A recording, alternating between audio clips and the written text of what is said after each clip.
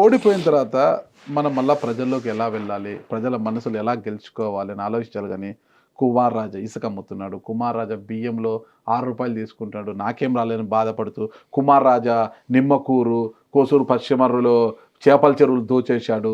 దోచేస్తే ప్రజలు ఎప్పుడు బుద్ధి చెప్పాలో కుమార్ రాజాకి అప్పుడు బుద్ధి చెప్తారు. ఇసుక అమ్మితే ప్రజలు కుమార్ రాజాకి ఎప్పుడు బుద్ధి చెప్పాలో అప్పుడు చెప్తారు. పేదల బియ్యాన్ని అమ్ముకొని తింటే కుమార్ రాజాకు పేదలు బుద్ధి చెప్తారు. మీరు ఏం చేయాలి? ఎక్కడ ల్యాప్సెస్ ఉన్నాయి? వీళ్ళు ఎక్కడ వైఫల్యం అవుతారు? నేను వస్తే దీన్ని ఎలా చూడాలి? ప్రజల్ని ఎలా నేను దగ్గర చేర్చుకోవాలి? నా వల్ల జరిగిన నష్టం ఏంటి? 32,500 మెజార్టీ ఇచ్చిన నన్ను మళ్ళా మొట్టికాయలు ఎందుకు వేశారు వీళ్ళు? ఒకవేళ రాష్ట్రం అంతా గాలి వీచినా, కూటమి గాలి వీచినా నా దగ్గర నేను గెలవాలి కదా. ఉన్న 11 మంది ఎమ్మెల్యేలకు జగన్మోహన్ పక్కన మిగతా 10 మంది, దాంట్లో ప్రకాశం జిల్లా నుంచి ఒక ఇద్దరు, వీళ్ళందరూ గెలిచారు. వాళ్ళతో పాటు నేనెందుకు లేనా 11 మందిలో? మళ్ళా నేను గెలవాలి ఖచ్చితంగా అనే ఒక కసితో ముందుకు పోవాలి. కానీ పొద్దున్న లేచినప్పటి నుంచి ఆయన మీద ఎందుకు? డెఫినెట్గా నాగరాజు గారు, అంటే ఇవన్నీ విమర్శలు ఎందుకు చేయాల్సి వచ్చిందో కూడా చెప్తాను మీకు. కానీ వీళ్ళు నా మీద దుష్ప్రచారం చేశారు. ఈ దుష్ప్రచారం చేసి ఇప్పుడు ప్రజల్ని మోసం చేస్తూ ఉన్నారు. ప్రజల్ని మోసం చేస్తూ ఉన్నప్పుడు ప్రతిపక్ష నాయకుడిగా నేను అది ఎత్తి చూపాల్సిన అవసరం ఉంది. కానీ నేను రోజు ఆ పనులే ఉండను. మీరు చెప్పినట్టు నేను ప్రజలు తెలుసుకుంటారని వెయిట్ చేస్తున్నా.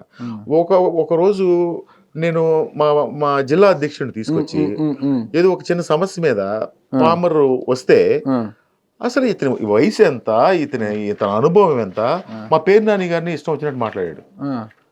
ఇష్టం వచ్చినట్టు మాట్లాడాడు. అతను ఆయన ఎప్పటి నుంచి 1999లో పోటీ చేశారు. నీకేమో అనుకోకుండా ఎమ్మెల్యే అయిపోయావు. ప్యాంటు చొక్కా వేసుకొచ్చి ఎమ్మెల్యే అయిపోయావు. నువ్వు పేరు నాని గారిని మాట్లాడే అంత స్థాయి.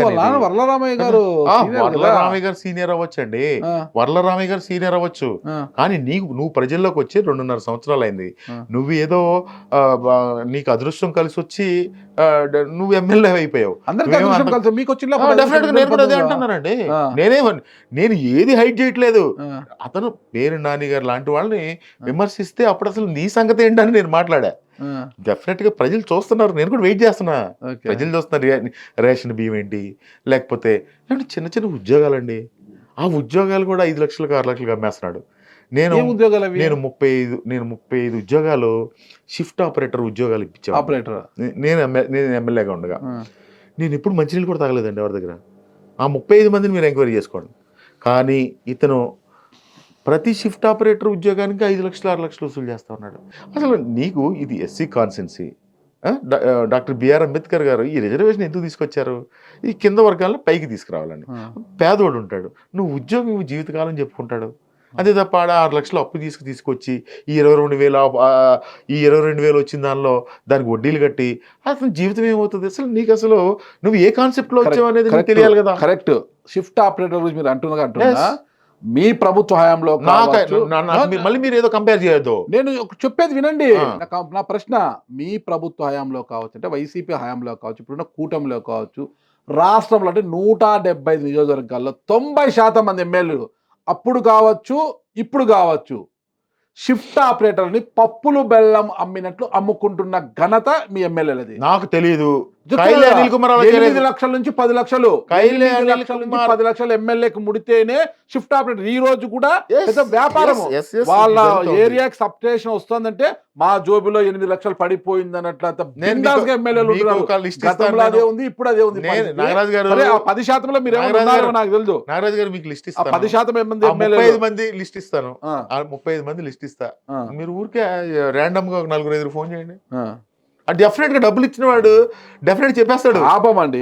పేదలు ఐటీఎల్ చేసి ఉద్యోగాల కోసం ఏదో పర్మనెంట్ ఏమంటే ఎమ్మెల్యేలకి ఏమండి గ్రామాల్లోకి వెళ్తాంటే గడ్డి తినట్లు తింటారు. 90% మంది వాళ్ళు గ్రామాల్లోకి పేదలతో పిండుకుంటారు. 8 లక్షలు 10 లక్షలు సిగ్గుండాలి అంతైనా కూడా. గ్రామాల్లోకి వెళ్తుంటే ఏమవుతుంది? మీరు చెప్పినట్టుగా అరే మాకు సార్ ఉద్యోగం ఇచ్చాడు, పొద్దున పర్మనెంట్ అయితే ఆ సార్ ఉద్యోగం పర్మనెంట్ అయింది ఒక నా ఫీలింగ్ కూడా చెప్పండి. ఆ గ్రామాల్లోకి వెళ్తే వాళ్ళలో ఎంత కృతజ్ఞత భావం కనిపిస్తుంది అంటే ఉద్యోగం ఇచ్చిన వాళ్ళకి. అది 6 లక్షలు 10 లక్షలు అంత సమానం కాదు, కోట్లతో కూడా సమానం కాదు. అంత కృతజ్ఞతాభావం వాళ్ళ కళ్ళల్లో కనిపిస్తుంది. అదే కావాల్సింది. చరిత్రలో మిగిలిపోతాం మనం. కరెక్ట్. మనం ఇచ్చాం, ఉద్యోగం ఇచ్చారు అని చెప్పి. డెఫినెట్ గా నాగరాజు గారు మీ కెమెరా ముందుకు వచ్చి నేను ఏదో హైడ్ చేసి చెప్పాల్సిన అవసరం లేదు. మీ దగ్గర హైడ్ చేసి చెప్తే ప్రమాదాలు కూడా ఉంటాయి. నేను హైడ్ అయితే నేను చేయను. నేను ఏదైనా నేను ఫెయిర్ ఉంటాం రాజకీయాల్లో, లేకపోతే లేదు. జగన్మోహన్ రెడ్డి గారితో స్టార్ట్ చేశాను నా పాలిటిక్స్. నాకు అంత ముందు కూడా ఎవరు తెలియదు. జగన్మోహన్ రెడ్డి గారితో స్టార్ట్ చేశాను నేను పాలిటిక్స్. వాస్తవాలు మాట్లాడాలి. వాస్తవాలే మాట్లాడుతున్నాను. జగన్మోహన్ రెడ్డి గారితో మీరు రాజకీయం స్టార్ట్ చేసి ఉండొచ్చు.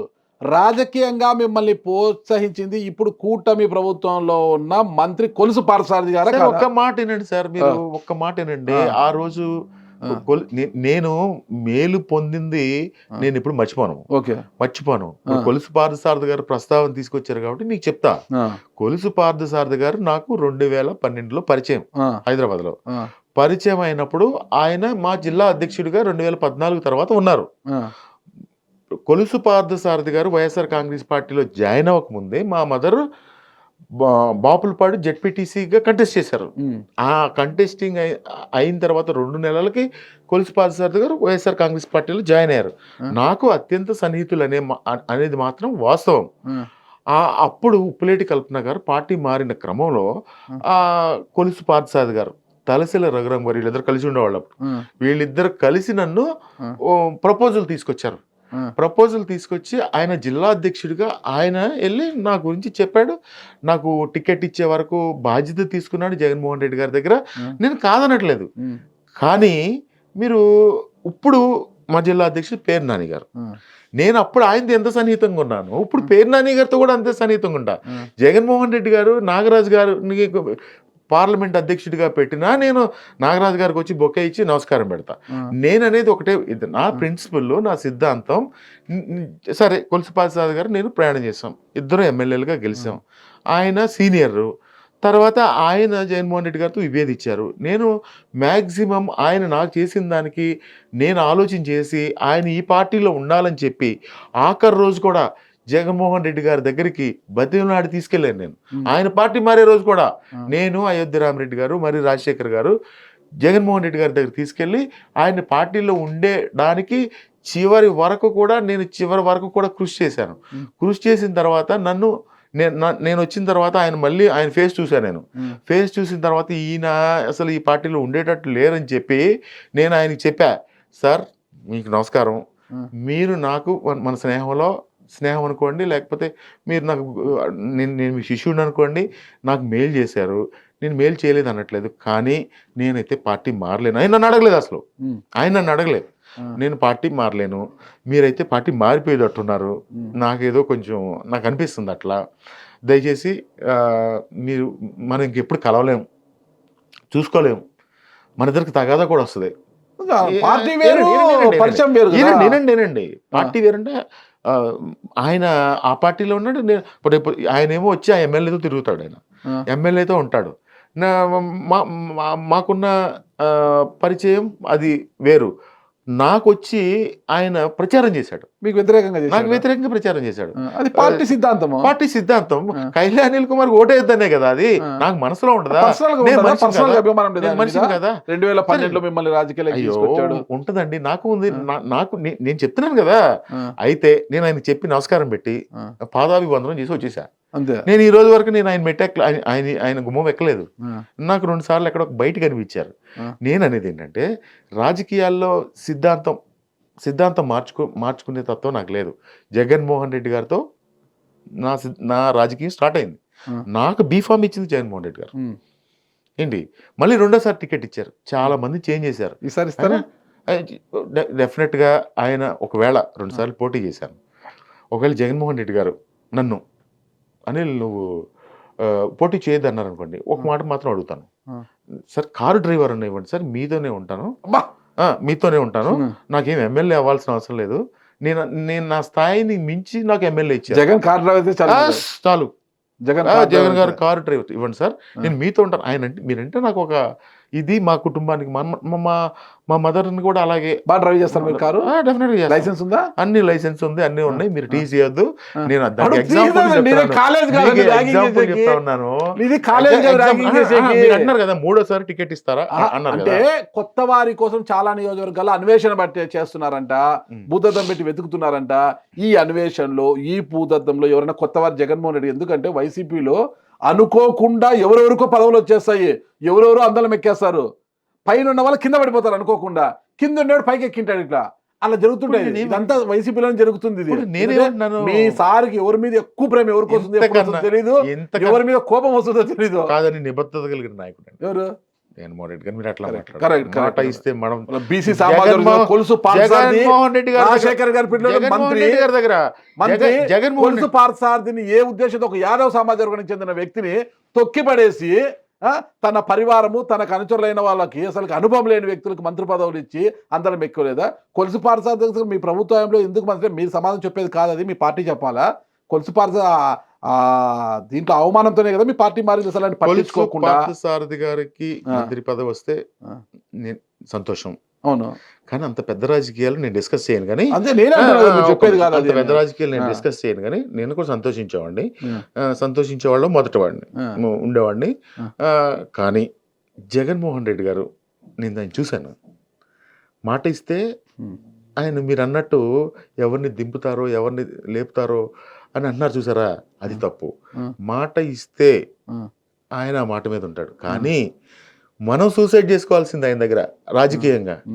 మనం తప్పులు చేయాలి. చాలా మంది మీకు యువతల తప్పులు తెలియవు. ఎవరైతే స్వప్రయోజనాలు ఆశిస్తారో, ఎవరైతే మాట్లాడతారో వాళ్ళే జగన్మోహన్ రెడ్డి గారి గురించి మాట్లాడతారు. అంతే తప్ప నేను ఈ మధ్యకాలంలో ఒక డాక్టర్ గారి దగ్గరికి వెళ్ళాను. ఒక పెద్ద డాక్టర్ గారు, పేరు ప్రస్తావన తేవద్దు. ఆ డాక్టర్ గారి దగ్గరికి వెళ్ళిన తర్వాత మా ఫాదర్కి హెల్త్ చూపించాను. చూసిన తర్వాత ఆయన అన్నారు, అనిల్ నువ్వు 5 సంవత్సరాలు జగన్మోహన్ రెడ్డి గారు దగ్గర శాసనసభ్యుడిగా పనిచేసావు కదా, జగన్మోహన్ రెడ్డి గారు బాగా ఫ్రీగా మీతో కలుస్తారా అని అడిగారు. అడిగితే నాకు ఏం సమాధానం చెప్పాలో అర్థం అవ్వలేదు. ప్రోటోకాల్ దర్శనం ఉంటుంది సార్, మామూలు బ్రేక్. ఒక నిమిషం అండి, ఒక నిమిషం సార్ అన్నాను. మళ్ళీ మీరు వెంటనే అట్లా మాట్లాడకండి. ఆయనకి నేనేం చెప్పానంటే, ఒక్క సెకండ్ ఆలోచించి, సార్ నేను ఇప్పుడు కావాలంటే అప్పుడు కలిసా. ఎవరైతే స్వప్రయోజనాలు ఆశిస్తారో, ఎవరైతే ఇంకా స్థాయిలు మరిచిపోయి ఇంకా ఎక్కువ ఆశిస్తారో, ఏం చేస్తారో, లేకపోతే నాకు ఇది కావాలి అది కావాలని ఆశిస్తారో వాళ్ళే జగన్మోహన్ రెడ్డి గారిని విమర్శిస్తారు. బయటికి వెళ్ళిపోయిన ఇక్కడ 5 సంవత్సరాలు ఎంజాయ్ చేసి బయటికి వెళ్ళి అలా మాట్లాడతారు తప్ప, జగన్మోహన్ రెడ్డి గారిని ఎప్పుడు కావాలంటే అప్పుడు కలుస్తాను sir, I'm very happy sir, ఆయన నాయకత్వంలో పనిచేస్తున్నందుకు నేను చాలా గర్వపడతాను సార్ అని చెప్పా. మరేంటని ఇలాగా చాలామంది ఇట్లా మాట్లాడతారంటే, నేను చెప్పేది అదే, స్వప్రయోజనాలు ఎవరైతే ఆశిస్తారో, అంటే అసలు నేను ఊరికే ఒక మాట అంటాను, అవకాశం ఇస్తే సార్ మీరు ఆ సీట్లో లేకండి సార్ కొంతసేపు నేనే కూర్చుంటానని చెప్పేవాళ్ళు ఉన్నారు. నేనే కూర్చుని మీకు సలహాలు ఇస్తాను సార్ అని అవకాశం ఇస్తే. అలాంటి వాళ్ళు మాట్లాడతారేమో కానీ జగన్మోహన్ రెడ్డి గారు మాట ఇస్తే మడమ తిప్పని నాయకుడు. ఆయన దగ్గర మేము సూసైడ్ చేసుకోవాల్సిందే, అంతే తప్ప ఆయన ఏమి రాజకీయంగా హత్యలు చేయరు. అది మాత్రం గుర్తుపెట్టుకోండి నాగరాజు గారు. ఖచ్చితంగా, డెఫినెట్గా మీ నమ్మకం అలాగే ఉండాలి.